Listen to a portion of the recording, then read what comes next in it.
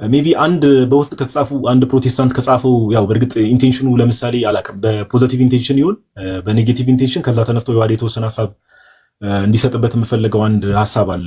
ዮሐዴ ምን መሰለ ይሰማል አይደል? ዮሐዴ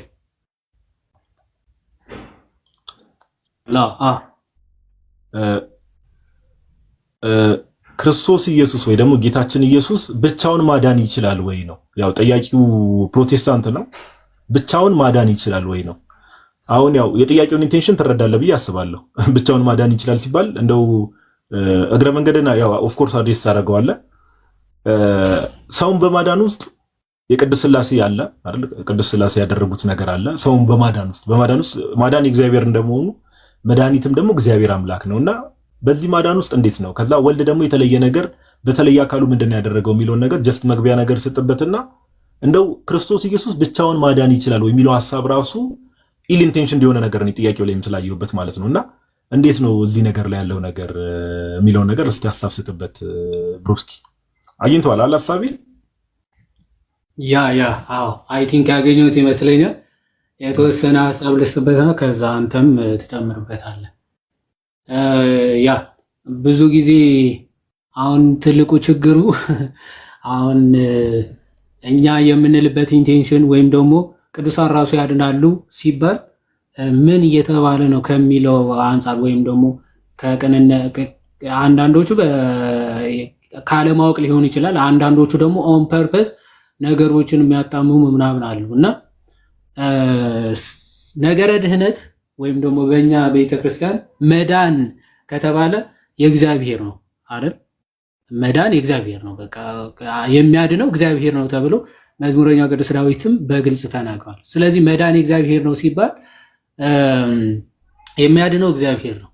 በተለይ ስፔሻሊ ደግሞ ቅድም ስናገር መጀመሪያ ላይ መግቢያ ላይ ሰምታችሁኝ ከሆነ ይሄ ነገር ሰው ወድቆበት ከነበረው ከባህሪያዊ ድቀት ወይም ደግሞ ወደ ባህሪ ዘልቆ ከገባው ሞት ሊያድነው የሚችል ቅዱስ የለም፣ ነብይ የለም፣ መልአክም ጭምር የለም።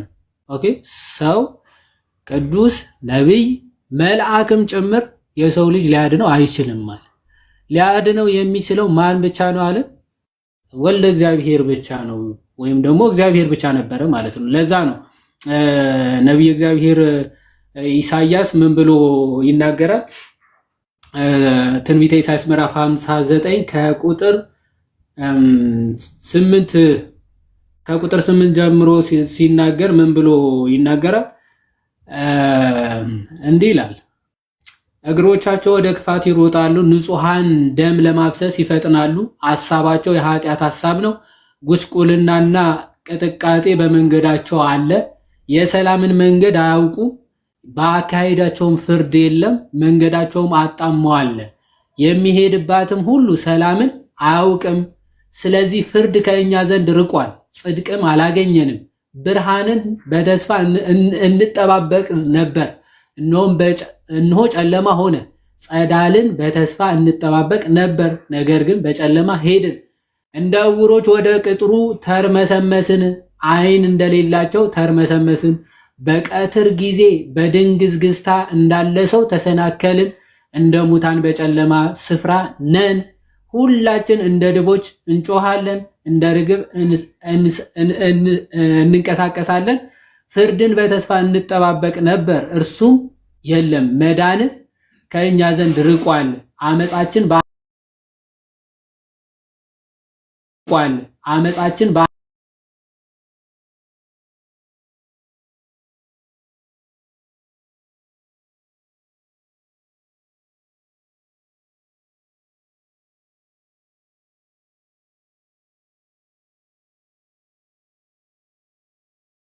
ይመጣና ቁጥር 16 በደንብ አስተውሉ። እውነትም ታጥቷል፣ ከክፋትም የራቀ ሰው ለብዝበዛ ሆኗል። እግዚአብሔርም አየ፣ ፍርድም ስለሌለ ተከፋ። ኦኬ ሰውም እንደሌለ አየ፣ ወደ እርሱ የሚማልድ እንደሌለ ተረዳ፣ ተደነቀ ሚልና ስለዚህ ይላል፣ ስለዚህ የገዛ ክንዱ መድኃኒት አመጣለት፣ ጽድቁም አገዘው ይላል። ኦኬ ስለዚህ ምንድነው የሚለው? ሰው የለም፣ ጽድቅ ያለው ጠፋ። ሁላችን በኃጢአታችን ወድቀናል፣ ተቀበዝብዘናል።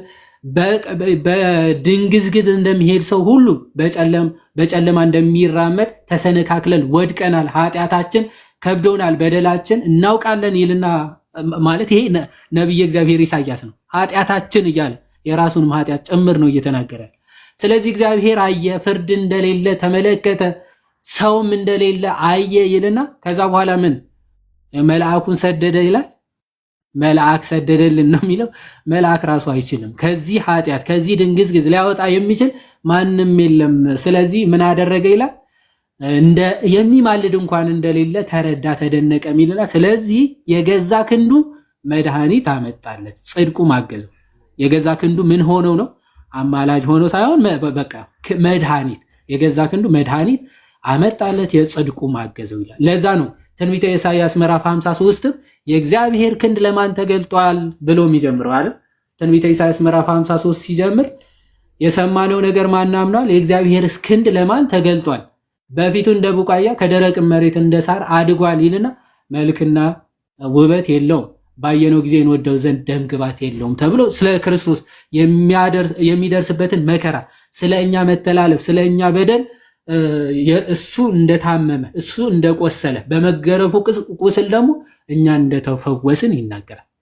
አያችሁ፣ የእግዚአብሔር ክንድ ተገልጦ ነው በእርሱ መገረፍ ስለ በደላችንም ደቀቀ፣ የደህንነታችን ተግሳጽ በእርሱ ላይ ነበረ ይልና በእርሱም ቁስል እኛ ተፈወስ።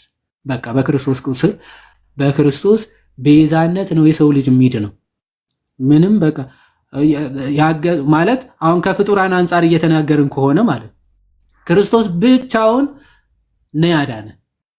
መልአክ አግዞት ፍጡር አግዞት የሆነ ምናምን አግዞት አላዳነንም። ኦፍኮርስ በእርሱ መከራ በእርሱ ቁስል እኛ ተፈውሰናል። ይሄ የቤተ ክርስቲያናችን ትምህርት ነው።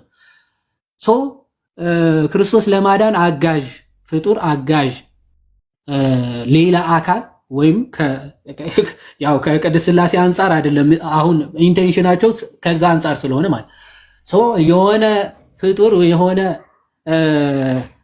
ከእግዚአብሔር ውጭ ያለ አካል አግዞት ደግፎት አይደለም ያዳነ። ኦኬ፣ በእርሱ መገረፍ፣ በእርሱ መታመም፣ በእርሱ መሰቃየት የኛ ህመም፣ የኛ ሞት፣ የኛ መሰቃየት፣ የኛ መገረፍ ሁሉ ተወገደ። ኦኬ፣ ክርስቶስ እያንዳንዱ ስራው እያንዳንዱ ነገር ሲሰራ የነበረው ለእያንዳንዱ ሰው ጭምር ቤዛ፣ ክፍያ፣ ዋጋ ነበረ፣ ካሳ ነበረ። መታመሙ፣ መራቡ፣ መጠማቱ፣ ኦኬ፣ መድገረፉ፣ መቁሰሉ፣ መሞቱ፣ መነሳቱ ይሄ ሁሉ ቤዛነት ነው። ቤዛነት መወለዱ መጸነሱ ጀምሮ ማለት ይሄ ሁሉ ስራ ክርስቶስ ቤዛነት ሲሰራ ነበር ለፍጥረታት ሁሉ ለሰው ልጆች ሁሉ ማለት። ስለዚህ ያለ ማንም ረዳትነት አድኖናል። በጣም በሚገርም ሁኔታ ራሱ ቅዱሳን ራሱ ምልጃቸው ወይም ደግሞ የሆነ ነገር ፈውስ እንኳን ሲያደርጉ እነሱ ካለ ክርስቶስ ምንም አያደርጉ። አሁን ክርስቶስ ሌላ አጋዝ ብቻውን ያደርጋል ሳይሆን ቅዱሳኑ ያለ ክርስቶስ ራሱ ምንም ማድረግ አይችሉም። ምልጃ ቢያደርጉ ክርስቶስ ረድቷቸው ክርስቶስ በሰራው ስራ ወደ ክርስቶስ ስራ የሚያቀርቡ እንጂ እነሱ በዚህ በኩል ክርስቶስ በዚህ በኩል እኩል ማለት ፓራሌል የሚሄዱ ሁለት አካላት ወይ ሁለት ኃይላት አይደል። የክርስቶስ የማዳን ስራ ያገዛቸው የረዳቸው ጸጋው ያገዛቸው ቅዱሳን ናቸው። ቅዱሳን ማለት ከክርስቶስ ተነጥለው ምንም ናቸው። ልክ ቅርንጫፍ ከግንዱ ተነጥለው ምንም እንዳይደለ ዮሐንስ 15 ላይ እንደሚናገር በቅርንጫፉ በግንዱ ብትሆኑ ኦኬ እኔ እናንተም በእኔ ትኖራላችሁ ነው የሚለው። ከግንዱ ከተነጠለ ግን ቅርንጫፍ ምንም ዋጋ እንደሌለው ቅዱሳን ከክርስቶስ ከተለዩ ሲጀመር ምን የላቸውም። በቃ ቅድስና ራሱ ከየት ይመጣል? የቅድስና ምንጭ ኦኬ ጻድቅም የለም እኮ ነው። ቅድም ያነበብነው አይደል? ጻድቅ የለም፣ ኃጢአታችን ሁላችንም ገዝቶናል አይደለም? ከክርስቶስ ውጪ ጽድቅስ ራሱ ከየት ይመጣል? ከክርስቶስ ውጪ ቅድስና ከየት ይመጣል? ከክርስቶስ ውጪ ቤዛነት ራሱ ከየት ይመጣል? ስለዚህ ቅዱሳን ከክርስቶስ የተለዩ የተነጠሉ ሌሎች አካላት ሌሎች ኃይላት ሳይሆኑ የክርስቶስ ጸጋ የክርስቶስ ቤዛነት ረድቷቸው አግዟቸው እነሱ ደግሞ ሙሉ ለሙሉ የክርስቶስን ጥሪ የክርስቶስን ማዳን በምልአት የተቀበሉ ስለሆኑ ነው ማለት ኦኬ። ልክ ክርስቶስ ወደ ክርስቶስ መምሰል ህይወት እያደግ ስትሄድ ክርስቶስ ወደ አንተ እጥፍ እየቀረበ እንደሚመጣ ማለት ኦኬ። ይሄ የጸጋ ተዋህዶ የሚባል አለ። ተዋህዶ ሁለት አይነት ነው። የጸጋ ተዋህዶ ባህሪያዊ ተዋህዶ የሚባል አለ። ክርስቶስ ከሰውነቱ ጋር የተዋህደው የባህሪ ተዋህዶ ነው። ከቅዱሳኑ ጋር ደግሞ የጸጋ ተዋህዶ ያደርጋል። የጸጋ ተዋህዶአችን የሚሆነው በምንድን ነው? ያው ከክርስቶስ ጋር ካለን ህብረት የተነሳ ወይም ደግሞ ከክርስቶስ ጋር ካለን ህብረት አንጻር ነው። ክርስቶስ ወደ ክርስቶስ እየቀረበን በሄድ ቁጥር ክርስቶስ ወደኛ እየቀረበ ይመጣል።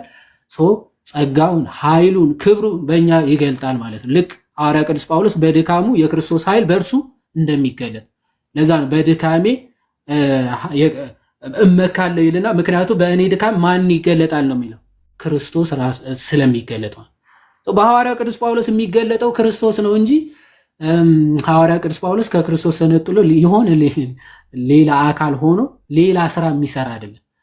በሐዋርያ ቅዱስ ጳውሎስ ግን የሚሰራ ማን ነው? የቅዱስ ጳውሎስ ጌታ ክርስቶስ ነው ማለት።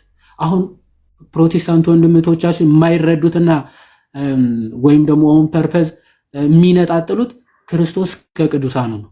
የህይወታቸው የቅድስናቸው ምንጭ ክርስቶስ መሆኑ ይረሱትና ሐዋርያ ቅዱስ ጳውሎስ እንዲህ ያደረገ ሲባል ክርስቶስ ነው የሚያደርገው ወይስ ሐዋርያ ቅዱስ ጳውሎስ ይላል? ሐዋርያ ቅዱስ ጳውሎስ እኮ የክርስቶስ አካል እኮ ነው። ጸጋው የረዳው አንድ የክርስቶስ ብልት እኮ ነው። የክርስቶስ ብልት ስለሆነ ነው ያንን ጸጋ የተሰጠው ወይም ደግሞ ያንን የሚያደርገው እንጂ ሐዋርያ ቅዱስ ጳውሎስ ከክርስቶስ ተነጥሎ ሊኖረው የሚችል ምንም ጸጋ ራሱ የለም። ከክርስቶስ ተነጥሎ ማለት ሲጀመር ከክርስቶስ ከተነጠለ ቅዱስ ምን ይባላል? ዮሐዴ እንዲህ እንደሚባለው እኮ ነው። አያይዘህ እንትን እንድትለው የጴጥሮስ ጥላ ነው ወይስ ክርስቶስን ያዳናቸው? የጳውሎስ ጥላ ነው ወይስ ክርስቶስን ያዳናቸው እንደማለት ነው እኮ።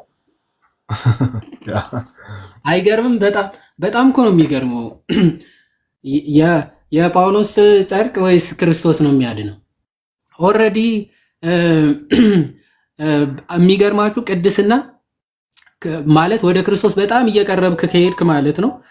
ቅድስናው ከሰውነት አልፎ ባይዘወይ ወደ ልብስ፣ ከልብስ አልፎ ወደ ጥላ። አያችሁ ቅድስና እንደዚህ በጣም ወደ ክርስቶስ እየቀረብክ በሄድክ ቁጥር የክርስቶስ ጸጋ ከአንተ አልፎ በአካባቢ ያለውን ራሱ ይቀድሳል። አይገርም? ልብሳቸውን ይቀድሳል። አሁን ወንድም እህቶቻችን ሰዎች ሆነው እነሱ መቀደስ አቅቷቸዋል። ሐዋርያ ቅዱስ ጳውሎስ ግን የእሱ ቅድስና ልብሱን ቀድሷል እና ሰዎች ልብሱን ቀደው ሄደው ድውያንን ይፈውሳሉ። አይገርም? እናንተ ራሳችሁን መቀደስ አቅቷቸዋል። ሐዋርያ ቅዱስ ጳውሎስ የእሱ ቅድስና ልብስን ይቀድሳል። ልብሱ ደግሞ ድውያንን መናፍስትን ያባረራል። የሐዋርያ ቅዱስ ጴጥሮስ ቅድስና ኦኬ ክርስቶስ ጸጋውን አብዝቶ ረድቶት ምን ያደርጋል? ጥላው ራሱ ሲያልፍ አስቧል። ሐዋርያ ቅዱስ ጳውሎስ አይደለም የእርሱ ጥላ የሆነ ፀሐይ ስትኖር እኮ የሚኖር ነገር እኮ። ፀሐይ ካለች ጥላ ይኖራል፣ ፀሐይ ከሌለች ጥላ አይኖርም። ይህ በፀሐይ መኖርና አለመኖር የሚወሰነው ጥላ የሐዋርያ ቅዱስ ጳውሎስ ቅድስና ወደ ጥላው አልፎ ምን ያደርጋል? መናፍስትን ያባርራል፣ ድውዮችን ይፈውሳል። አሁን ጥላው ነው ወይስ ክርስቶስ ነው እያልክ ታነጻጽራለህ? ጥላው እንዲፈውስ ያደረገው ክርስቶስ እንደሆነ እንዴት መረዳት ያቅታል? ይሄ ነው በጣም ሌም እና በጣም የወረደ አርጊመንታቸው ማለት በጣም ያሳዝናል። እንደው ክርስቶስ ብቻውን ነው ከቅዱሳን የትኛው መዳን? ቅዱሳኖቹ ቢያማልዱ፣ ቅዱሳኖቹ ተአምራት ቢያደርጉ፣ ቅዱሳኖቹ ቢፈውሱ ከክርስቶስ ተለይተው የሚባል አማርኛ በጭራሽ የለም። የቅድስናቸው፣ የፈውሳቸው፣ የምልጃቸው ምንጭ እና ሰጪ እና ከዋኒ ፈጻሚ ራሱ ክርስቶስ ነው። ራሱ ክርስቶስ ነው። እነሱም ቀርበው ወደ ክርስቶስ ስለቀረቡ እኛ እንድንቀርብ ያግዙናል እንጂ ምን የተለየ አሁን በእኛ መንገድ ሂዱ፣ ክርስቶስ በዚህ በኩል ላይ ያለው እኛ አማልደናቸው በዚህ በኩል ይለፉ አይደለም የሚሉ ወደ ሃይማኖታችን ራስና ፈጻሚ ወደ ክርስቶስ ማቅረብ ነው የነሱ ራሱ። በቃ ቅዱሳኖቹ ራሱ የሚያደርጉት ያንን ነው ለማለት ነው። እግዚአብሔር ይስጥልኝ። ቃልዮት ያሰማልን ዮሐዲ፣ ቃልዮት ያሰማልን። በጣም ደስ የሚል ማብራሪያን ሰጠው። ይሄን ከምን ሐሳብ ነው ሜቢ መሀል ላይ ያልነበራችሁ ሰዎች ዮሐዲን የጠየቁት አንድ ባለፈው በሰራሁት ቪዲዮ ላይ ክርስቶስ ኢየሱስ ብቻውን ማዳን ይችላል የሚል ጥያቄና ኢንቴንሽኑ እንደተባለው ቤተክርስቲያን የምታስተምረውን ነገር ጋይስ፣ አሁን እኛ እዚህ ጋር የተቀመጥን ሰዎች እንደው የተለየ ነገር ቤተክርስቲያን የምታስተምረውን ትምህርትና እምነቷን በቃ ለመስማት ሞክሩ። ልባችንን አናደንድን። ኦኬ ኦኬ። ይሄ በንጽጽር የሆነ እናንተ የምታውቁት ክርስቶስ እንደዚህ አይነት ክርስቶስ ከሆነ እኛ አናውቅም። እንግዲህ ኦኬ፣ ለማዳን የሰዎችን እገዛ የሰዎችን እርዳታ የሚያስፈልግ ለማዳን የሌሎች ፍጥረታትን እገዛና እርዳታ የሚያስፈልገው ክርስቶስ እኛ አናውቅም። ይቅርታ አድርጉልንና አናውቅም እንደዚህ አይነት ክርስቶስ። ኦኬ። ነገር ግን ሁሉ በእርሱ ሆነ የተባለለትን ጌታችን ኢየሱስን በደንብ እናውቀዋለን በደንብ። እና ይሄ ጥያቄውን የጠየቀው ሰው ራሱ እርግጠኛ ነኝ ኢል ኢንቴንሽን እንደሆነ ይሆናል አይደለ? ነቆራ በሚመስል መልኩ በዛ መልኩ ነው የጠየቀው። ነገር ግን በቃ እንዳልኳችሁ የፍጥረታትን እገዛና እርዳታ የሚያስፈልግ ክርስቶስ ኢየሱስ አናውቅም። እኛ የምናውቀው ጌታ ኢየሱስ ግን ለወደዱት በእርሱ ላመኑ እርሱ ባለው መንገድ ደግሞ በቅድስናና በጽድቅ መንገድ ለተመላለሱ ትእዛዙን ለጠበቁ ግን ያለምንም ስስት ጸጋውን ደግሞ ከመጠን በላይ የሚሰጥ ጸጋውን ከመጠን በላይ የሚያፈስ ክርስቶስ ኢየሱስን እናውቃለን። በማዳኑ ስራ ውስጥ ደግሞ ምን ያህል ቸር እንደሆነ መግለጽ ስለሚፈልግ ደግሞ ቅዱሳኑን የሚያሳትፈውን ክርስቶስ ኢየሱስን እናውቃለን። እርሱ ስለፈለገ። በቃ ቅድም ጥሩ ነገር ብሏል። ቅድስና ክርስቶስ ኢየሱስ በሌለበት ቅድስና የሚባል ነገር የለም። ቅዱሳን ብለን የምንጠራቸው ከማን የተነሳ ነው ከተባለ ከባለቤቱ ከእግዚአብሔር የተነሳ ነው። እርሱ ቅዱስ እንደሆነ እናንተ ቅዱሳን ሁኑ ስለተባለ ቅድስና ምንጩ ራሱ ከጌታችን ከኢየሱስ ነው ምንጩ ራሱ። ስለዚህ እባካችሁ ከቤተ ክርስቲያን ውጭ ያላችሁ ሰዎች እባካችሁ እኛ ክርስቲያኖችን እንደዚህ አይነት ጥያቄ ስንጠየቅ ማብራራት ያለብን በዚህ መልኩ ነው። በቃ ኦኬ፣ በዚህ መልኩ ነው። ጌታችን ኢየሱስ የቤተ ክርስቲያን ራስ ነው። ቅዱሳንም በሰማይ ያሉ ሩጫቸውን የጨረሱ ከጌታችን ከኢየሱስ ክርስቶስ ጋር እመቤታችንን ጨምሮ ቅዱሳን መላእክትም ሌሎች ቅዱሳን ሐዋርያትም ቅዱሳን አበው ሁሉም ምድር ላይ ደግሞ አሁን እኛ ሩጫ ላይ ያለን ክርስቲያኖች በሙሉ ብልቶች ነን። ጌታችን ኢየሱስ ራስ ነው። ኦኬ፣ በክርስቶስ ኢየሱስ ነው የተጋጠምነው። ስለዚህ ከዚህ አንጻር ነገሮችን ለመረዳት ብንሞክር ጥሩ ነው እና ከዚህ አንጻር ነው የምንመለከተው እና ቃልዎት ያሰማልን። ዮሐዴ በጣም ደስ የሚል ማብራሪያን የሰጠው። ስለዚህ ከቅድም ጀምሮ አሁን አንድ ሶስት ሐሳቦችን አነሳን። ኦኬ፣ በሶስት ሐሳቦችን አነሳና አንዳንዴ መጨረሻ ላይ የተነሳውን አንድ ምሳሌውን ድጋሚ ልድገምላችሁና ሌም የሆነ ነገር አናንሳ። የድህነት ምንጭም የቅድስና ምንጭም የበረከት ምንጭም እነዚህ ሁሉ ምንጭ ማን ነው? እግዚአብሔር ነው። በባህሪው እግዚአብሔር ምንጭ ነው።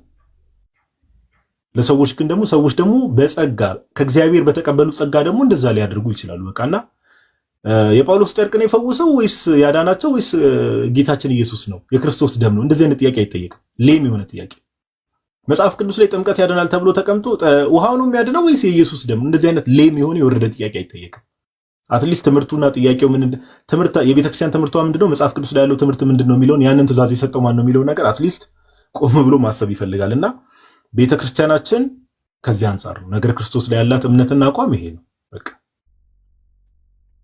ኦኬ፣ ነገር ክርስቶስ ላይ ያላት አቋም ይሄ ነው። ቅዱሳን መልጃቸው የቅዱሳን አማላጅነትን በጥንቷ ቤተክርስቲያን በመጽሐፍ ቅዱስ በአባቶች ትምህርት ምናምን እንመጣበታለን።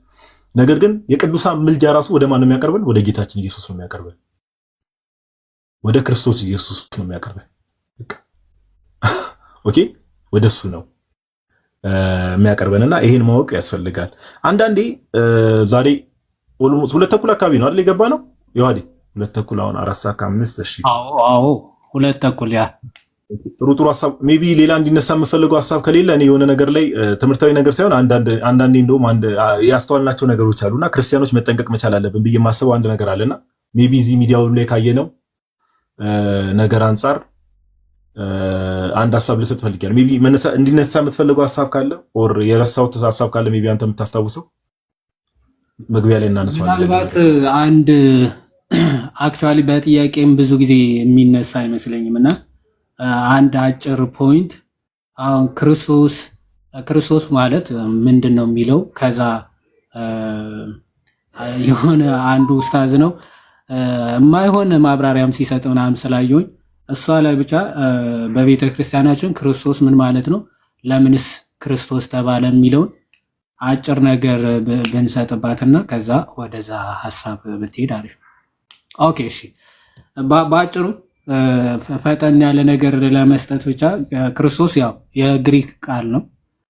ክርስቶስ በዕብራይስጡ መሲህ ማለት ነው እና ቅቡ የተቀባ ማለት ነው። ኦኬ በአጭሩ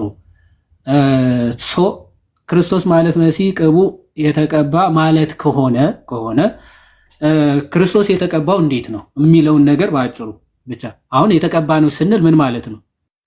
ከዛስ እንዴት ነው የተቀባው ማለት ነው?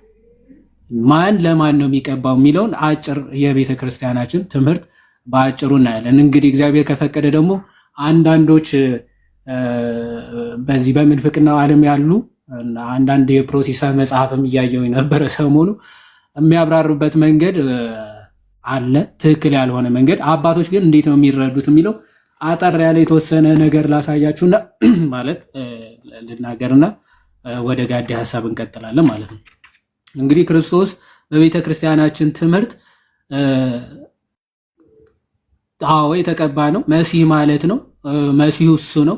የተቀባው ግን እንዴት ነው?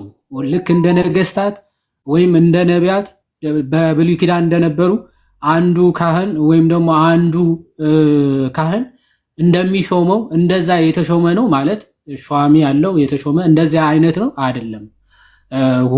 ሁሉም የቤተ ክርስቲያናችን አባቶች እንደሚያብራሩት ወይም ደግሞ እንደሚገልጹት ክርስቶስ የተቀባ ወይም ደግሞ ክርስቶስ የሚለው ስም ራሱ ከምን የተነሳ የመጣ ስም ነው?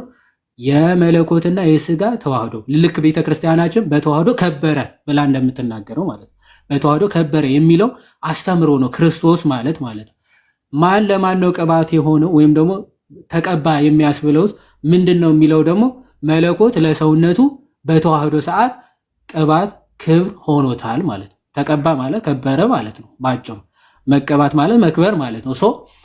መለኮቱ ለሰውነቱ ምን ሆኖታል? ክብር ወይም ደግሞ ቅባት ቅብዕ ሆኖታል ማለት ነው። ይህንን የተናገሩ በጣም ብዙ የቤተ ክርስቲያናችን አባቶች አሉ። ከኢሬኔስ ጀምሮ እስከነ ቅዱስ ዮሐንስ አፈወርቅ በደንብ ብንመለከት አባቶች በምልአት ያስተምሩታል። ይሄን እኔ ለናሙና ያክል ስንት አባቶች ልጥቀስ መሰላችሁ? ሶስት ኦር አራት ጎርጎርዮስ ዘእንዚናዙ፣ አውግስቲን እና አትናቴዎስ ሶስቱ ብንጠቅስ አይ ቲንክ በቂ ይመስለኛል። ጎርጎርዮስ ዘእንዚናዙ ምን ብሎ ይናገራል? ስለዚህ ክርስቶስ የተባለው ወይም ደግሞ የተቀባ ቅቡ የተባለው ከምን የተነሳ እንደሆነ በኦሬሽን 30 ሴክሽን 21 ላይ ሲናገር ምን ብሎ ይናገራል? he is Christ because of his Godhead ይላል። እርሱ ክርስቶስ ወይም የተቀባ ነው በምኑ ምክንያት? በጋድሄዱ በመለኮቱ ምክንያት ይልና for this is the anointing of his manhood ይላል። የሰውነቱ መቀባት ወይም ደግሞ ተቀባ ሲባል ሰውነቱ ከበረ ማለት ነው። የሰውነቱ መክበር ደግሞ ምኑ ነው? የመለኮት መዋሃዱ ነው ማለት ነው። ኦኬ መለኮት መዋሃዱ ነው። ቀጥሎ ምን ይላል? and does not as is the case with all other anointing ones sanctified by its action but by the presence of his fullness of the anointing one ነው ይላል። ቀቢ መለኮትን በምልአት ከሰውነቱ ጋር አንድ በመሆኑ በመዋሃዱ ምክንያት ምን ሆኗል ማለት ነው? ኦኬ ክርስቶስ ተብሏል ወይም ደግሞ የተቀባ ተብሏል ማለት ነው። ስለዚህ ሰውነቱ በመለኮቱ መክበሩን ለማጠየቅ የሚያስረዳ ክፍል ነው ማለት ነው። አውግስቲን ሴርሞን 293 ላይ ምን ብሎ ይናገራል? he is called Christ because in him the human nature was anointed by the divinity ይላል። ቃል በቃል ምን ይላል አውግስቲንም? እርሱ ክርስቶስ የተባለው የሰውነቱ ባህሪ በመለኮቱ ባህሪ ምን ስለተቀባ ማለት መቼ? በተዋህዶ ሰዓት ማለት በተዋህዶ ሰዓት መለኮቱ ለሰውነቱ ምን ሆኖታል ማለት ክብር ሆኖታል ወይም ደግሞ ቅባት ሆኖታል ማለት ነው። የቅዱስ ዮሐንስ አፈወርቅ በሚገርም ሁኔታ ይሄ መቀባት የሚለው ራሱ ለብዙ መናፍቃን ምላሽ አድርጎ ቅዱስ ዮሐንስ አፈወርቅ ይሰጠዋል ማለት ክርስቶስ በተለይ ይሄ ዕብራውያን ምዕራፍ 1 ከቁጥር 9 ጀምሮ ስለዚህም እግዚአብሔር አምላኬ የደስታ ዘይት ቀባ የሚለውን ክፍል ከቁጥር 8 ጀምሮ እስከ መጨረሻ ያለውን ክፍል ሁሉም መናፍቃን የሚረቱበት ጥቅስ ብሎ ቅዱስ ዮሐንስ አፈወርቅ ይመልሳል። ማለት ቀባህ የሚለውን ክፍል ይዞ ቢያንስ ወደ 5 የሚያክሉ ምንፍቅናዎች ይመልስበታል። ለአይሁዶች፣ ለጳውሎስ ሳምሳጢ፣ ለአርዮሳውያን፣ ለሰባሎሳውያን እና ለግኖስቲኮች ወይም ደግሞ ለነመርቅያን ለመሰሉ ምላሽ ይሰጥበታል። ዕብራውያን ምዕራፍ 1 ከቁጥር 9 ያብራራበትን ክፍል ማለት ነው። እንዴት ነው የሚመልስላቸው? አምላክ ሆይ እግዚአብሔር አምላክ በደስታ ይዘህ ቀባህ የሚለውን ሁለቱን ሐሳቦች ያነሳና አምላክ ሆይ የሚለውን አምላክ ብሎ መናገሩ ለአይሁዶች ፍጹም ሰው ፍጹም አምላክ መሆኑን በዚህ ክፍል በግልጽ መጽሐፍ ቅዱስ ተናገረ ይላል። አምላክ ሆይ ይላል፣ እርሱ አምላክ መሆኑን ተናገረ። በደስታ ዘይት ቀባህ ይልና ኦኬ ሰውነቱ በመለኮቱ እንደተቀባ እንደከበረ ይናገራል። ስለዚህ ፍጹም ሰው መሆኑ ቀባህ ይላል። አምላክ ሆይ ብሎታል። ስለዚህ ፍጹም አምላክ መሆኑ ለአይሁዶች መልስ ነው ይላል። እነ ጳውሎስ ሳምሳጢ ደግሞ ወልድ ቀዳማዊ አይደለም የሚሉት ምን የሚለውን ሐሳብ ለጳውሎስ ሳምሳጢና ለአርዮሳውያንን ሁለቱ ዙፋንህ እስከ ዘላለም ድረስ ነው የሚለው። ዝቅ ብላችሁ ስታነቡ መንግስት ዙፋንህ እስከ ዘላለም ድረስ ነው የሚለው ዘላለማዊ መንግስት ያለው ነው። የሆነ በጊዜ ሂደት የተጀመረ ወይም ደግሞ የጀመረ ንግስና ቅድስና የለውም። ለመለኮት ኦፍ ኮርስ አሁን መክበር ይዘው ለመለኮቱ የሚሰጡ ከሆነ ይላል። ተመልከቱ፣ መክበር ወይም ደግሞ መቀባት ለመለኮት የምትሰጥ ከሆነ ዙፋን እስከ ዘላለም ድረስ ነው ተብሎ ተናግሯል። ኦኬ መቀባቱ ግን ከጊዜ በኋላ የመጣ ነው። መክበሩ ማለት ለሰውነት የሚሆን ነው። መለኮት ግን ዘላለማዊ ነው። ዘላለማዊ መሆኑ ዙፋን መንግስት እስከ ዘላለም ድረስ ነው ብሎ በግልጽ ተናግሯል። ስለዚህ ዳህራዊ ሳይሆን ቀዳማዊ ነው፣ ፍጡር አይደለም የሚለውን ይናገራል። ለሰባሎሳውያን ደግሞ አንድ ገጽ ወይም ደግሞ ስላሴ አንድ ገጽ የሚለውን አስተምሮ ማለት ነው፣ በአካል አንድ ነው የሚለውን ትምህርታቸው ሲገኝ አምላክ ሆይ አለ እግዚአብሔር አምላክ ብሎ ሁለት አምላክ ተብሎ የተጠቀሱ አካላት አሉ። ኦኬ አምላክ ሆይ ተባለ። ከዛ ደግሞ እግዚአብሔር አምላክ በደስታ ዘይት ቀባህ ተብሎ ደግሞ ሁለተኛ አካል ተጠቅሷል ማለት ነው። ከዚህ አንጻር ሰባሎሳውያን አንድ ገጽ የሚለው ትምህርታቸው ከሸፈ። ምክንያቱ በብሉይ አብ ነበረ የሆነ በስጋዊ ወልድ የሚል ሐሳብ ስለሆነ የሚያነሱት፣ እዚህ ጋር ግን አምላክ ሆይ አለ ከዛ እግዚአብሔር አምላክ በደስታ ዘይት ቀባ ብሎ ስለተናገረ ሁለት አካላት መኖሩ በግልጽ ተናገረ። እነ ግኖስቲኮች ወይም ደግሞ እነ መርቅያን ደግሞ ስጋው ምትሃት ነው የሚል አስተምሮ ነበራቸው። ምትሃት ለሆነ ዝሩ ለሆነ አካል ለሌለው ነገር መንፈስ ለሆነ ቅባት ወይም ደግሞ ተቀባ የሚል ሐሳብ አይነገርለትምና ስለዚህ ለመለኮት ቅባትነት ወይም መቀባት ባህሪው እንዳልሆነ ለሰውነት ግን ተገቢ እንደሆነ በማስረዳት ስጋው የኛ ሰውነት የምርም ሪል ሰውነት እንደሆነ እንዲያድርጎ ለመናፍቃን ምላሽ የሚሰጥ ነው ነገረ ክርስቶስ ብሎ ቅዱስ ዮሐንስ አፈወርቅ ይገልጻል። ተዋህዶ ወይም ደግሞ ክርስቶስ የሚለው በተዋህዶ ከበረ የሚለው የቤተ ክርስቲያናችን ትምህርት በሚገባ የታመነና በአባቶች የተሰበከ ትምህርት ነው። ክርስቶስ የተባለው ለምንድን ነው? የተቀባ ማለት ነው። የተቀባ መባሉ ለምንድን ነው? ሰውነቱ ከመለኮቱ ጋር በመዋሃዱ ሰውነት መክበሩን የሚያጠይቅ ክፍል ነው፣ የሚያጠይቅ ቃል ነው ለማለት ነው።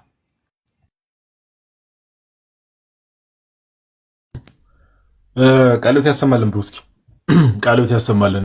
ያው የተቀባ ሲባል ሜቢ አንዳንድ ሰዎች የዋዴን ማብራሪያ የሰጠው ምንድነው የተቀባ ሲባል እንደው አንዳንድ ሰዎች ያው ጀስት አላል ራንደም ሚር ፍጡር አድርጎ የማሰብ ነገር ሰዎች ጋር ስላለ ከዛ አንጻር አይደለም ይሄንን ነገር የምንመለከተው የሚለውን ነገር እንትን ለማለት ነው። ቃሎት ያሰማልን ዮሐዴ። እነዚህ ነገሮች እንደተባለው በተለይ በቃ ክሪስቶሎጂ ላይ በተለይ የተዋህዶን ትምህርት ቃል ስጋ ሆነ ወይ ደግሞ የተዋህዶን ትምህርት በምናነሳበት ሰዓት ላይ በደንብ ሰፋ ያለ ማብራሪያ እንሰጥበታለን። በተለይ ከምንፍቅናዎቹም አንጻር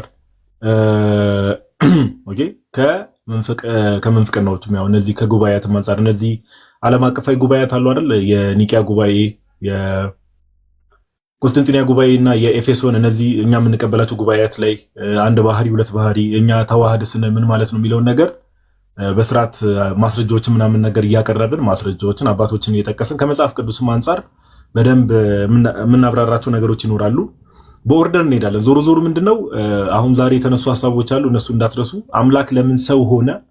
አምላክ ሰው ሆነ ስንል ምን እያለ ነው? ፍጹም አምላክ ፍጹም ሰው ስንል ምን እያለ ነው? ከምን አንጻር ነው ነገሮችን የምንረዳው የሚለው ነገር መረሳት የለበትም። በኋላ ላይ ደግሞ ያዳነን እግዚአብሔር ነው። ያዳነን ማነው? ቅድስት ሥላሴ ናቸው ያዳነን። ኦኬ። በዛ ውስጥ ግን ክርስቶስ ኢየሱስ በተለየ አካል ወይ ደግሞ ወልድ በተለየ አካሉ ስለ ቤዛነት ስንናገር ግን ለክርስቶስ እንደምንናገር ከዛ ክርስቶስ ኢየሱስ ማዳን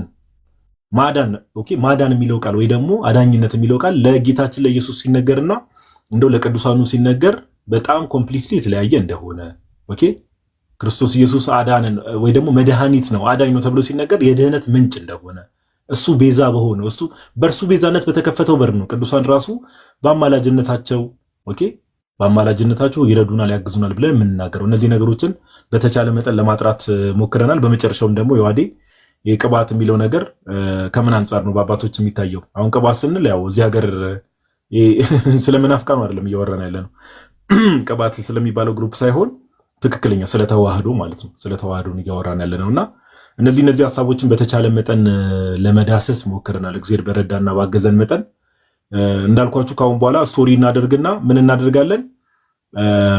የክርስቶስ ኢየሱስ አምላክነትን ኦኬ፣ በተለይ ክርስቶስ ኢየሱስ አምላክነቱ ላይ በደንብ መጽሐፍ ቅዱስን ኢንሳይድ አውት በደንብ እየከፈትን ከዛ ባለፈ ደግሞ ወልድ በብሉይ ኪዳን ነበረ ወይ የሚሉ ነገሮችንም ኦኬ፣ ወልድ በብሉይ ኪዳን እስከነበረ እግዚአብሔር ለምን አንዳንድ ሰዎች የወልድ ህልውና ራሱ የጀመረው ወይ ደግሞ ህልውናው ራሱ የጀመረው ለምሳሌ እነዚህ ዋነስ ጴንጤቆስጣል የሚባሉ አሉ፣ ኦንሊ ጂሰስ የሚባሉ ኦኬ፣ ህልውናው ራሱ የጀመረው ይቅርታ ዋነስ ጴንጤቆስጣል አልኩኝ፣ እንትኖች ዩኒታሪያን የሚባሉ አሉ። ለምሳሌ ዩኒታሪያን ማለት የጌታችን የኢየሱስ ህልውና ራሱ የጀመረው ብዙ አይነት ምንፍቅና አለ፣ ብቻ ሁሉንም ማወቅ አይጠበቅባችሁ። ግን ህልውናው ራሱ የጀመረው ላይክ በስጋ ከመጣ በኋላ ነው። ከዛ በፊት በስጋ ከመገለጡ በፊት አልነበረም፣ ህልውና አልነበረም ወይ ደግሞ ኤግዚስታንስ አልነበረም ብሎ የሚያምኑ አሉ። ከነዛ አንጻርም ነገረ ክርስቶስ ላይ ያሉ ነገሮችን በደንብ ለማብራራት እንሞክራለን እግዚአብሔር በረዳንና ባገዘን መጠንና ስቶሪ እያደረገን እንገባለን። ሀሳቦችን ዛሬ ያነሳናቸውን ሀሳቦች በደንብ ሀሳቦቹን ዳይጀስት ለማድረግ ሞክሩ።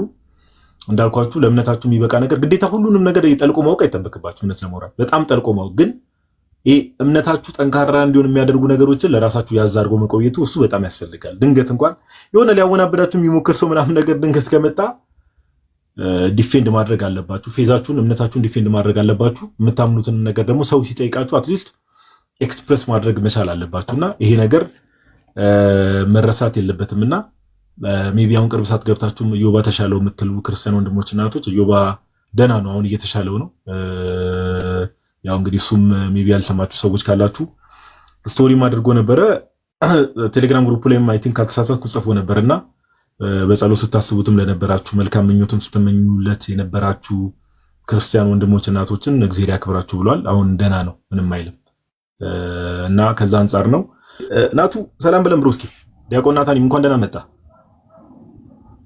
የጠፋ ሰው ይላል። እንዴት ናችሁ? ቃሎት ያሰማልን። ዮሐዴ ጋዶ አንተ ራስህ እንኳን ደህና መጣ። እንዴት ናችሁ? ሁላችሁንም ሰላም ብያለሁ። አለው እግዚአብሔር ይመስገን። እታችም ያላችሁ ላይም ያላችሁ ሁላችሁንም ሰላም ብያለሁ። አንተ ዮሐዴ ጋዶ እንኳን ደህና መጣ። ናትሻ እንኳን ደህና መጣ።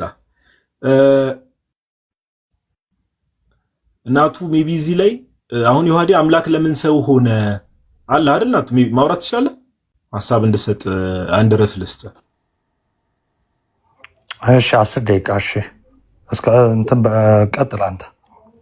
እሺ እኔ አንዳንድ በቃሽ በኋላ ላይ ሜቢ ዮሐዴ ኦርደሩን እንዲናደርገው በቃ ሜቢ እሱ ከአለ አይደል ተዋህዶ ላይ ዲቴል ነገሮች ላይ ሜቢ ተዋህዶ ራሱ ባይሰልፍ ዮሐዴ ሰፋ ያለ ኮንሰፕት ስለሆነ እነዚህ ጉባኤያት ላይ ምን ተፈጠሩ የሚለውን ነገር አብረን አንስተን እንደውም ሌላ ራሱን የቻለ አንድ ቶፒክ ብንይዝ አንድ ሴሽን ብንይዝ መልካም ይመስለኛል። አይመስልም ዮሐዴ? ኦፍ ኮርስ አዎ። በእርግጥ ተዋህዶ ራሱን የቻለ አንድ ቶፒክ ምናምን የሚፈልግ ነው። ከሄሬሲው ራሱ በጣም ብዙ ሄሬሲዎች ስላሉ እሱ ራሱ አንድ ቶፒክ የሚወስድ ነው። በቃ እንደዛ ማድረግ እንችላለን። በቃ እንደዛ እናድርግና ዮሐዴ በድጋሚ ቃል ታሳብ እኔ አንዳንድ ነገሮች ኮመንቱን ኦፍ እናደርጋለን እንደተለመደው። እሺ ኦኬ።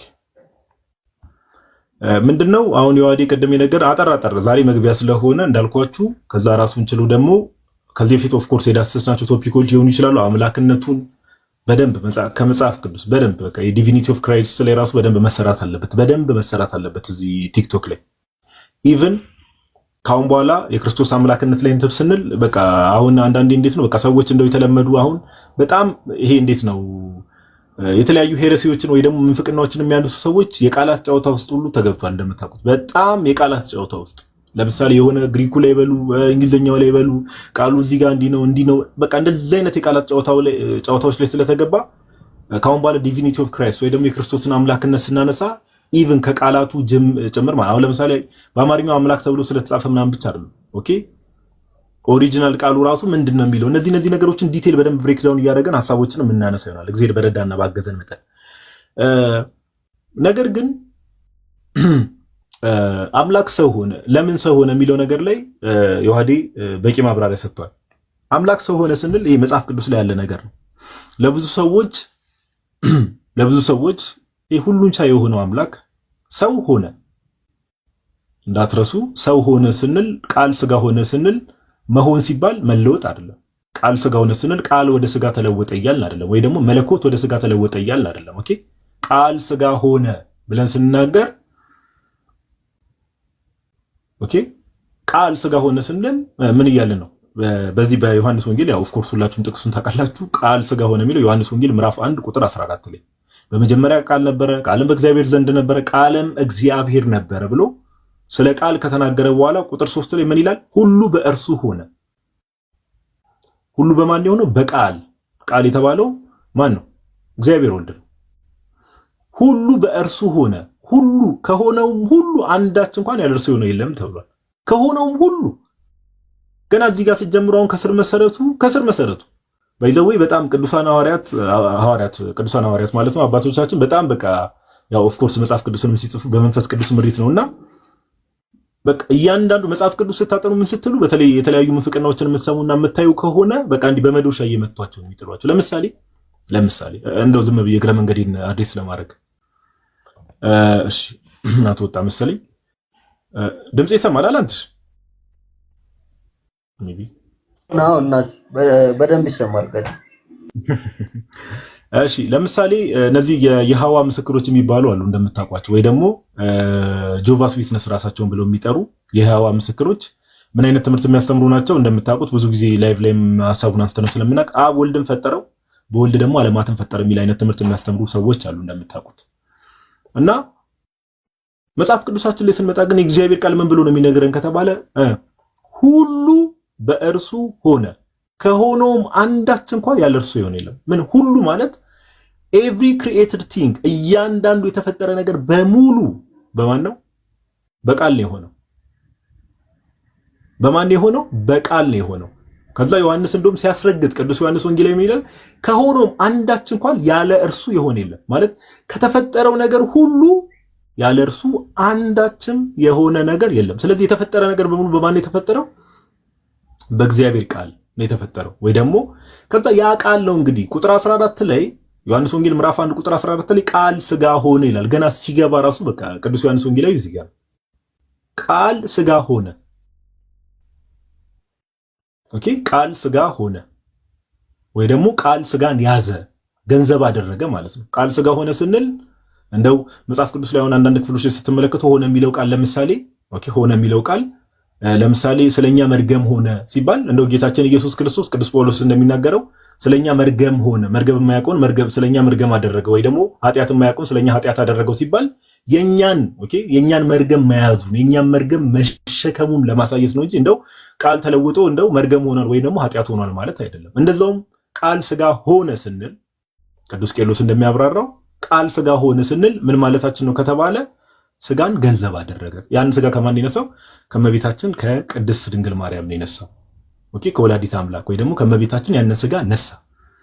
አሁን ክርስቲያኖች በጣም ማወቅ ያለብን ነገር ጌታችን ኢየሱስ ፍጹም አምላክ ፍጹም ሰው ነው። ፍጹም አምላክ ፍጹም ሰው ነው። ፐርፌክት ጋድ ፐርፌክት ማን። እንደው አምላክነቱን ምድር ላይ በተመላለሰበት ሰዓት ላይ አንዳንድ ምንፍቅናዎች ነበሩ በዘመናት። ለምሳሌ አምላክነቱን ሰው ብቻ ነበር የሚሉ አይደለም። አምላክነቱን አልተውም፣ ምንም አልተውም፣ ግን ሰውነትን ገንዘብ አደረገ። ፍጹም አምላክ ፍጹም ሰው። መጽሐፍ ቅዱሳችን የሚነግረንና የሚያስተምረን ትምህርት ይሄ ነው። ለዛ ነው ጌታችን ኢየሱስ ክርስቶስ እንኳን ምድር ላይ በነበረበት ሰዓት አይደለም በሰማይ በአባቱ ቀኝ ከተቀመጠ በኋላ ራሱ ዮሐንስ ራእይ ምዕራፍ 22 ሄዳችሁ ብትመለከቱ እኔ የዳዊት ስርና ዘር ነኝ ብሎ ይናገራል። ምን አለ ጌታችን? የዳዊት ስርና ዘር ነኝ ብሎ ተናገረ። የዳዊት ስር ነኝ ሲል የዳዊት ምንጭ ነኝ ወይ ደግሞ ዳዊት እንዲገኝ ያደረኩት ስሩ እኔ ነኝ ነው እያለ ያለው። which means አምላክነቱን እያሳየ ነው። የዳዊት ስር ነኝ ሲል ሩት ኦፍ ዴቪድ ሲል ኦኬ። የዳዊት ዘር ነኝ ሲል ደግሞ የዳዊት ልጅ ተብሎ መጽሐፍ ቅዱስ ላይ ስለተጠራ ያንን ስጋ ከመቤታችን ስለሆነ የነሳው ኦኬ፣ ያ በዳዊት ዘር የመጣውን ያንን ስጋ ከመቤታችን ስለሆነ የነሳው ሰውነቱን ሲያሳይ ነው። ስለዚህ ጌታችን ኢየሱስ ፍጹም አምላክ ፍጹም ሰው። ቅዱስ ቄርሎስ ይናገራል። ምን ብሎ ይናገራል? እንደው ሰው ስለ ሰውነቱ የዮሐንስ ወንጌልን በተረጎመበት ቅዱስ ቄርሎስ የአሌክሳንድሪያው ማለት ነው፣ የኢየሩሳሌም ሳይሆን የአሌክሳንድሪያው ዮሐንስ ወንጌልን በተረጎመበት ክፍሉ ምን ብሎ ይናገራል? እንዴ ስለኔ ነው ስለኔ ብሎ ነው። በቃ አሁን ስለ ሰውነቱ እንዴ ክርስቶስ እንዲያደረገ እንዲሆነ ተብሎ ቢነገር ምንም አይነት ነገር አደረገ ምድር ላይ በነበረበት ሰዓት ቢባል ስለኔ ብሎ ነው ያደረገው፣ ምንም አያሳፍረኝም ይላል። እኛም ክርስቲያኖች አያሳፍረንም ባይዘው። ስለዚህ ከቤተ ክርስቲያን ውጭ ያሉ ሰዎች እንደው በማወቅም ሆነ ባለማወቅ ስለ ክርስቶስ ኢየሱስ ሰውነት የሚናገሩ ክፍሎችን ስለ ክርስቶስ ኢየሱስ ሰውነት የሚናገሩ ክፍሎችን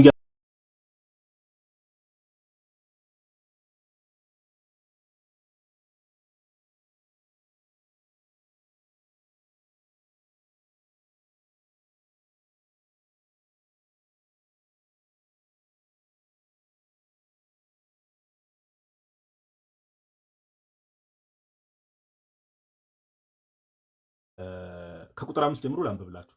በክርስቶስ ኢየሱስ የነበረ ይህ ሐሳብ በእናንተ ዘንድ ደግሞ ይሁን ካለ በኋላ እርሱ ቁጥር 5 ላይ ሳብጀክቱ ማነው? ጌታችን ኢየሱስ ነው። ቁጥር 6 ላይ እርሱ በእግዚአብሔር መልክ ሲኖር ሳለ በማን መልክ?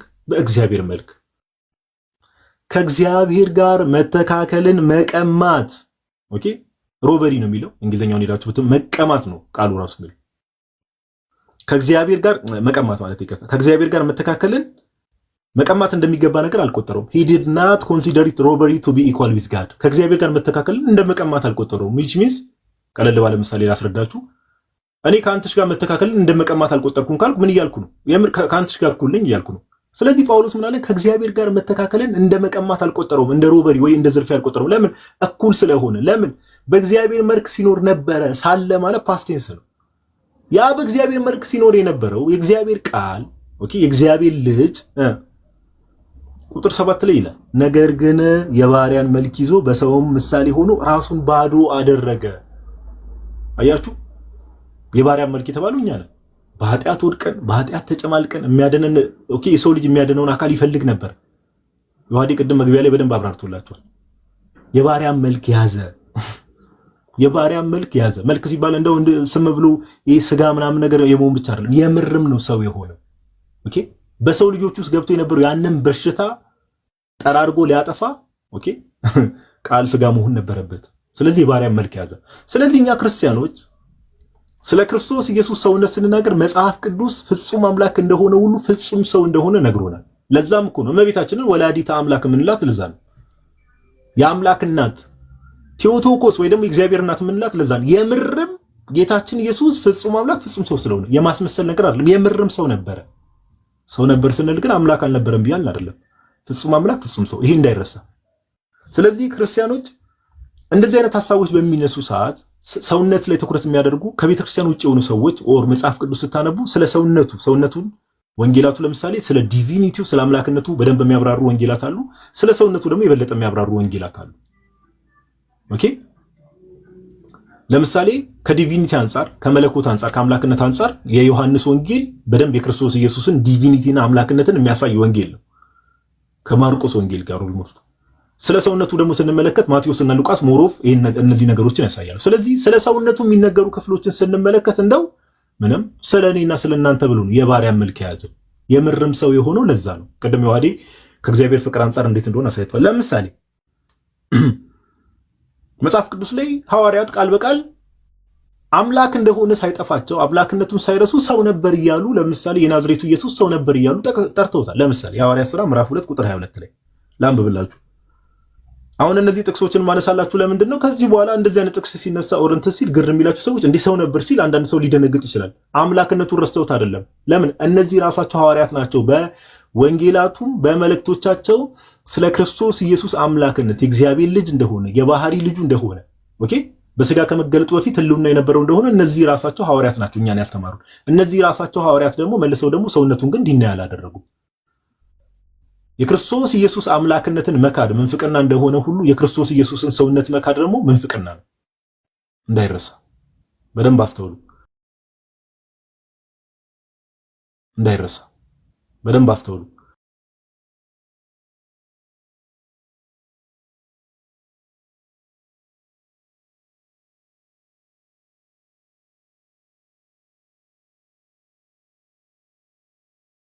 ሰዎች ይህን ቃል ስሙ። ራሳችሁ እንደምታውቁ የናዝሬቱ ኢየሱስ እግዚአብሔር በመካከላችሁ በእርሱ በኩል ባደረገው ተአምራትና በድንቆች በምልክቶችም ከእግዚአብሔር ዘንድ ለእናንተ የተገለጠ ሰው ነበር ይላል። ማንን የሰበከው? ቅዱስ ጴጥሮስ ሰው ነበር አለ። ይሄ ራሱ ጴጥሮስ የትኛው ቅዱስ ጴጥሮስ ነው ከተባለ ክርስቶስም ምን አለው? አንተ ክርስቶስ የሕያው የእግዚአብሔር ልጅ ነው ብለው ለቤተክርስቲያን መሰረትነት የሚሆነውን ያንን ኮንፌስ ያደረገው ቅዱስ ጴጥሮስ መልሶ እዚህ ጋር ሰው ነበር። አሁን ይህን ጥቅስ ስንመለከት ብዙ ጊዜ ሙስሊሞች ይህን ጥቅስ ያነሱታል። እዛው ሐዋርያት ሥራ ምዕራፍ 2 ላይ ብትመለከቱ ግን ራሱ ቅዱስ ጴጥሮስ መንፈስ ቅዱስን ከአብ ዘንድ ያፈሰሰው ነገር ነው። ኦኬ። ስለዚህ ሐዋርያት እንደዛ ያደርጋሉ። ስለ ሰውነቱ ያስተምራሉ፣ ስለ አምላክነቱ ያስተምራሉ። አንዳንድ የመጽሐፍ ቅዱስ ክፍሎች ስለ ሰውነቱ ይናገራሉ፣ ስለ አምላክነቱ ይናገራሉ። ኦኬ። ስለዚህ ስለ ሰውነቱ የሚናገሩ ክፍሎችን ባያችሁ ቁጥር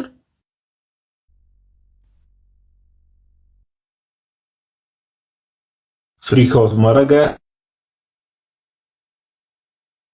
አያስፈልግም። ኦኬ ይሄ እምነታችን ነው። ፍጹም አምላክ ፍጹም ሰው እንደሆነ ሰው ብቻ አይደለም። ስለዚህ ስለ ሰውነቱ የሚተመርበት የሚገባ ነገር ስለሆነ ሰዎችን በዚህ መልኩ ስለሆነ አንዳንድ ሰዎች ግራ ለማጋባት የሚሞክሩት ኦኬ ጌታችን ኢየሱስ ለምሳሌ የማስመሰል አይደለም፣ አድጓል እንደ ሰው። የሉቃስ ወንጌል ምዕራፍ 2 ላይ ሄዳችሁ ብትመለከቱ የሉቃስ ወንጌል ምዕራፍ 2 ቁጥር 40 እና ቁጥር 52 ብትመለከቱ አድጓል፣ ተወልዷል አይደል? ሕፃን እመቤታችን እኮ ዛሬ በቤተክርስቲያናችን ያለው እኮ አይደለ? ቅዱሳት ስዕላትን ብትመለከቱ እመቤታችን አይደል ሕፃን እያለ አቅፋው በእናቱ እቅፍ ሕፃኑ ነበር እኮ ነው የተባለው አይደል? ሰብአ ሰገል ሊሰግዱ ሲመጡ አድጓል። የምርም ነው በቃ ሰው ሆኗል ስንል የምርም የማስመሰል አይደለም። እድገቱ የማስመሰል ምናምን አይደለም። ሰው ሆኖ የምርም ኦኬ። ስለዚህ ይሄ ነገር ሊረሳ አይገባም። ነገር ግን አንድ ማወቅ ያለብን ነገር ጌታችን ኢየሱስ ኦኬ፣ አንድ ሐሳብ እዚህ ላይ ላንሳ። በሰፊው ጥቅሶችን እያነሳን ዛሬ መግቢያ ስለሆነ ግን ጥቅሶችን እያነሳን ስለ ሰውነቱ የሚያሳዩ ክፍሎችን የምርም ሰው እንደሆነ ከመጽሐፍ ቅዱስ ሰው እንደነበር እናሳያለን። አዘሴም ታይም ደግሞ ዲቪኒቲውን አምላክነቱንም ደግሞ ጥቅሶችን እያሳየን በደንብ እንማማራለን። ይሄ የማይቀር ነው። በደንብ ጥቅሶችን እያነሳን መጽሐፍ ቅዱስ እየገለጠን እናንተም ጥቅስ እየጻፋችሁ እንማማራለን። ግን መረሳት የሌለብን ነገር የጌታችን ትህትና ሊረሳ አይገባም። በፍጹም በፍጹም በፍጹም ሊረሳ አይገባም። ኦኬ እንዴት መሰላችሁ? ጌታችን ታምራትን ሲያደርግ ለምሳሌ መጽሐፍ ቅዱስ ሄዳችሁ ብትመለከቱ ጌታችን ታምራትን ሲያደርግ እንደው ታምራትን ሰዎች ካላዩልኝ አሁን በዚህ ዘመን በጣም ትልቁ ችግር አሁን ከቤተክርስቲያን ውጭ ያሉ ሰዎች ከፍሬያቸው ታውቋቸዋላችሁ እንደሚባለው እንደው ትምህርቱን እንተውና አክሽናቸውን ተመልክታችሁ ራሱ ክርስቲያናዊ ስነ ምግባር እንደሚያሳዩ ማሳያ ነው። ምን ከተባለ የሆነ ታምር የሚመስል ነገር ፌክ ታምር ራሱ ሲሰሩ በቃ ሰው ለማስጨብጨብና ሆይ ሆይ ለማስባል ነው። በቤተ ክርስቲያን ውስጥም ሆኖ ዛሬ ኦኬ የሆነ ተአምር የሚመስል ነገር እንደው እንዲያደረግን አስጨብጭቡልን የሚሉ ሰዎች ካለ ይሄ ስፒሪታቸው ከእግዚአብሔር አይደለም፣ በፍጹም ከእግዚአብሔር አይደለም።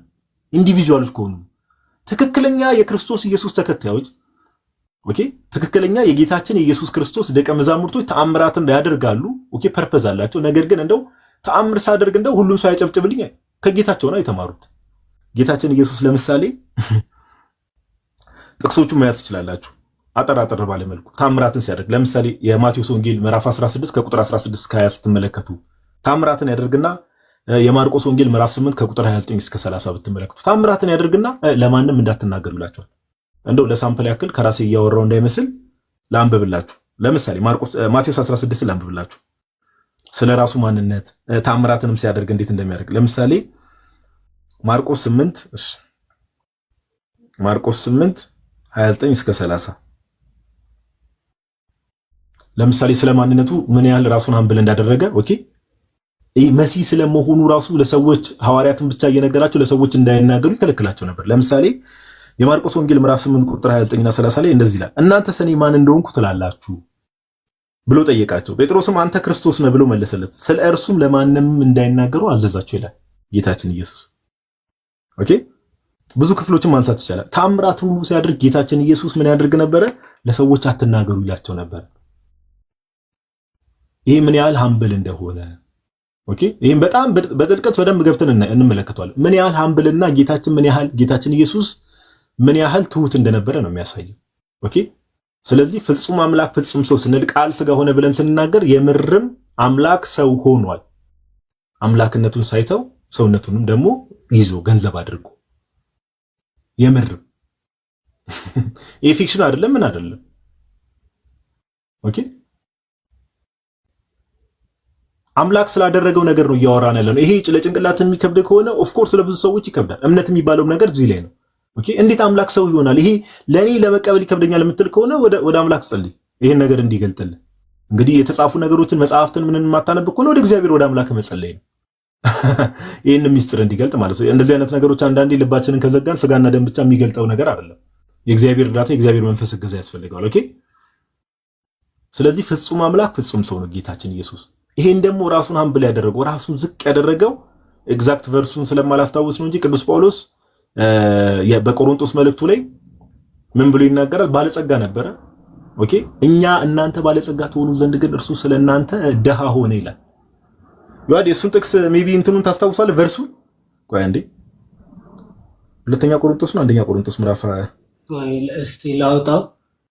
በጣም የምወደው ጥቅስ ነው። ባይዘው በጣም የሚገርም ጥቅስ ነው። ቆይ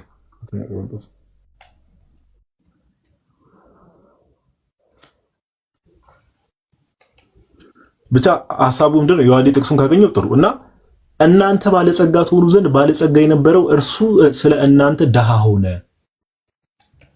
አያችሁ፣ ባለጸጋ የነበረው ማለት በእግዚአብሔር መልክ ሲኖር የነበረው ኦኬ፣ ፍጹም አምላክ የነበረው ቃል ያ ባለጸጋ ምንም ያልጎደለው ፍጹም አምላክ ሁሉን ቻይ የነበረው አምላክ እኛ ከወደቅንበት እኛን ከፍ ሊያደርገን ኦኬ በግርማው ቀኝ ሊያስቀምጠን የሰውን ስጋ በአባቱ ቀኝ ለማስቀመጥ እሱ ስለኛ ደሃ ሆነ፣ ራሱን ዝቅ አደረገ፣ የባሪያን መልክ ያዘ፣ ባዶ ሆነ።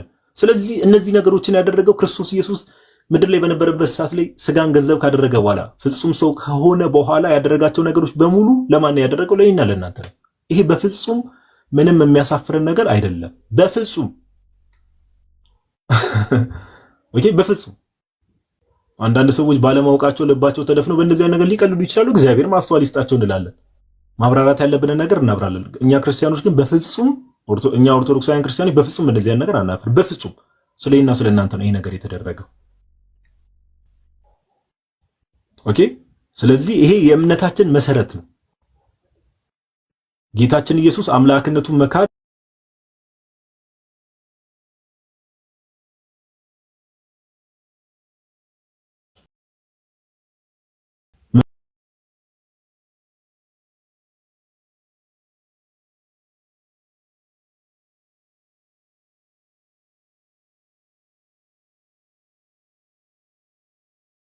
ነበረ ብለን ስንናገር እንደው እንዲህ ዝም ብለን ሳይሆን ቅዱሳን መጻሕፍት ላይ የተቀመጡ ነገሮች ስላሉ ጥቅሶችን እያነሳን በደንብ ማብራሪያ የምንሰጥበት ይሆናልና ፍጹም አምላክ ፍጹም ሰው ቃል ስጋ ሆነ። ዮሐዴ ለምን ሆነ የሚለውን ነገር አብራራለን። እኔ ደግሞ በተወሰነ መልኩ ቃል ስጋ ሆነ ስንል ወይ ደግሞ አምላክ ሰው ሆነ ስንል ምን እያልን ነው የሚለውን ነገር በተወሰነ መልኩ ለመዳሰስ ሞክሬያለሁና እግዚአብሔር ያክብርልኝ። ሜቢ ዮሐዴ ጥቅሱን ካገኘኸው ጥቅሱን ልትነግራቸው ትችላለህ ብሮስኪ። ካገኘው ቆሮንቶስ ላይ ነው። ሁለተኛ ቆሮንቶስ ይሁን ምዕራፍ 10 ይሁን ምዕራፍ 11 አምናሹር እና እንደዛ ለማለት ያክል ነው። እናንተ ሰዎች ሁለቱም ወዳጆች እሺ፣ ራሴ ኮሜንት ላብራ እና ሐሳቡ በተወሰነ መልኩ ግልጽ ነው ወይስ ፈጠንኩባችሁ ምናምን ነገር እንዴት ነው?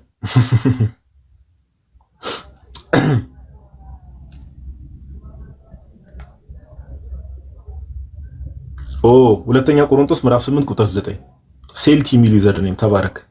ባይዘው ሁለተኛ ቆሮንቶስ ምዕራፍ 9ን ከፍቼው ነበር። ምዕራፍ 8 ላይ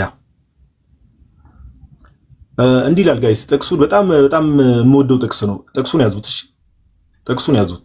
ሁለተኛ ቆሮንቶስ ሁለተኛ ቆሮንቶስ ምዕራፍ 8 ቁጥር 9 ሁለተኛ ቆሮንቶስ። እስቲ ጥቅሱን ያዙት ሁላችሁም እሺ። እና በደንብ ስሙኝ ምን እንደሚል። ይሄን ሁሌ ልታስቡ ይገባል። እንደው አምላክ ሰው ነው ሲባል እንደው የመፈክር ጉዳይ አይደለም። አምላክ ለኔ እኛ ክርስቲያኖች ብቻ ነን ባይዘው እኮ በድፍረት አምላክ ለኔ እንዲህ ሆኗል ብለን መናገር የምንችለውና ሁለተኛ ቆሮንቶስ ምዕራፍ 8 ቁጥር 9 ላይ ቅዱስ ጳውሎስ እንደዚህ ይላል፣ የጌታችን የኢየሱስ ክርስቶስን ቸር ስጦታ አውቃችኋልና። የማንን? የጌታችን የኢየሱስ ክርስቶስን ቸር ስጦታ አውቃችኋልና። ሀብታም ሲሆን ማለት ምን ማለት ነው? በአምላክነቱ የነበረበት ጊዜ ነው። ሀብታም ሲሆን ባለጸጋ ሲሆን እናንተ በእርሱ ድህነት ባለጸጎች ትሆኑ ዘንድ ስለ እናንተ ደሃ ሆነ። ከዚህ በላይ እንግዲህ የአምላክን ፍቅር የሚያሳይ ነገር የለም። ሀብታም ሲሆን ያ በእግዚአብሔር መልክ ሲኖር የነበረው የእግዚአብሔር ቃል የነበረው የእግዚአብሔር ልጅ የነበረው ሀብታም ሲሆን ባለጸጋ ሲሆን ምንም ነገር ያልጎደለው ሲሆን እናንተ በእርሱ ድህነት ምን ማለት ነው? እኛ እርሱ ራሱን ዝቅ በማድረግ ውስጥ ራሱን ሀምብል በማድረግ ውስጥ በእርሱ ድህነት ውስጥ እኛ ምን ሊያደርገን? ባለጸጋ ሊያደርገን ስለናንተ ደሃ ሆነ። አስባችሁታል ጋይስ? ይሄ የተነገረው ነገር ለኔና ለናንተ የተደረገ ነገር ነው። ስለኛ ነው ደሃ የሆነው። ስለኛ ነው የባሪያን መልክ የያዘው። ስለኛ ነው ራሱን ዝቅ ያደረገው። ስለዚህ ይሄ በቀላሉ ሊረሳ የሚገባ ነገር አለ። ይሄ ነገር ሁሌም በክርስቲያኖች ልብ ውስጥ መኖር ያለበት ትልቅና ትልቅ ነገር ነው። ትልቅና ትልቅ ነገር በክርስቲያኖች ልብ ውስጥ መኖር ያለበት ነገር ነው። ለዛ ነው ራሱ ቅዱስ ጳውሎስ ምን ይላል? በዋጋ ተገዝታችኋልና ለራሳችሁ አይደላችሁም በስጋችሁ እግዚአብሔርን አክብሩት ቢለው ለዛ በዋጋ ነው የተገዛነው። ቀልድ አይደለም። እንደው ዝም ብሎ ደም ፈሷል እንዲህ የማለት ጉዳይ አይደለም። ክርስትና የምር ነው፣ የምር እውነት ነው። ስለዚህ ይሄ የተደረገልን ነገር አምላክ ሰው ሆነ ስንል ፊክሽን አይደለም፣ ሪሊ ሀፕን ያደረገ ነገር ነው። በእውነት የምናምነውም ነገር ነው። ስለዚህ ይሄ ነገር ሊቀልብን አይገባም ለማለት ያክል ነው።